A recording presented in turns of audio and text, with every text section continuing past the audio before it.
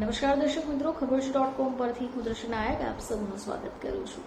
દર્શક મિત્રો, કેરીની ઋતુ આવી ગઈ છે અને આ ઋતુમાં આપણે કેરી ખૂબ હોંશે ખાઈએ પણ છે, પરંતુ કેરી ખાતા પહેલા તમારે એની સાવધાની રાખવી પણ જરૂરી છે. કહેવાનો અર્થ એ છે કે કેરી ખાવાની શરૂઆત કરો તો એની યોગ્ય સાફ સફાઈ પણ એટલી જ જરૂરી છે. તો રાસાયણિક રીતે પાકેલી કેરીઓ આપણા શરીર માટે હાનિકારક સાબિત થાય છે અને તેમને સંપૂર્ણપણે ખાવાનું ટાળવું જ શ્રેષ્ઠ છે. ભલે તમે કુદરતી રીતે પાકેલી કેરીઓ ખરીદી હોય તો પણ તમારે ખાવા પહેલા તેને યોગ્ય રીતે પાણી વડે ધોઈને પલાળીને રાખવી જોઈએ. હવે આ તમને કોઈ પણ ગંદકી અને રાસાયણિક સંપર્કથી બચાવવામાં મદદ કરે છે. તો કેરીના શોખીનો માટે સારા સમાચાર છે. બજાર હવે પીળી અને રસદાર કેરીઓથી ભરેલું દેખાશે, પરંતુ આ કેરીઓ ખરીદતી વખતે સાવધાન રાખવી પણ એટલી જ જરૂરી છે. હવે મોટે ભાગની કેરીઓ હાલમાં રાસાયણિક રીતે પકવેલી હોય એવી ખરીદાઈ રહી છે. હવે એની સાવધાની રાખવી એ પણ એટલી જ જરૂરી છે.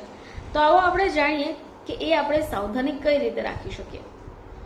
તો બજારમાંથી કેરીઓ ઘરે લાવો ત્યારે તમે એને વહેતા પાણી નીચે સારી રીતે ધોઈ કાઢો. હવે ધોતી વખતે કોઈ પણ સંચિત ધૂળ, ગંદકી, કેમિકલને દૂર કરવા માટે તમારે કેરીને સપાટીથી તમારા હળવે હાથથી ઘસવાનું છે.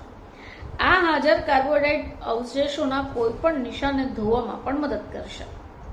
હવે એ સિવાય કેરીને તમારે લગભગ 30 મિનિટ સુધી પલાળી રાખવી જોઈએ.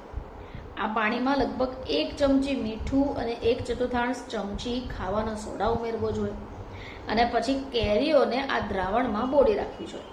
હવે તમે આ પ્રક્રિયા કરશો એટલે કેરીમાં રહેલી આંતરિક ગરમી મુક્ત થાય છે અને છાલ સાથે ચોંટેલા કોઈ પણ રાસાયણિક કણો દૂર કરવામાં મદદ મળશે. હવે વાત કરીએ રેફ્રિજરેટરની. તો કેરીઓને ધોયા અને પલાળી રાખ્યા પછી રેફ્રિજરેટરમાં મૂકવું જોઈએ. ખાતરી કરે છે કે કોઈ પણ રાસાયણિક અવશેષો તમારા ફ્રીજની અંદરની સપાટીના સંપર્કમાં ન આવે.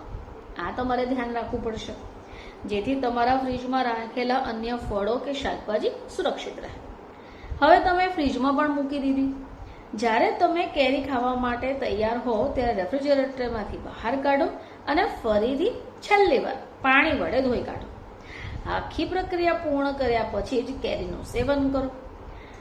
કાગળ પર આ એક લાંબી પ્રક્રિયા તમને લાગશે, પરંતુ વાસ્તવિક રીતે કેરી ધોવાની પ્રક્રિયા પૂર્ણ થવામાં ખૂબ ઓછો સમય લાગે છે અને દરેક વ્યક્તિએ આ પ્રક્રિયાનું પાલન કરવું જોઈએ, જેથી કરી તમારા શરીરને કોઈ નુકસાન ન પહોંચે. ફરીથી આપ સમક્ષ હાજર થઈશું. ત્યાં સુધી જોતા રહેજો ખબરશ.com.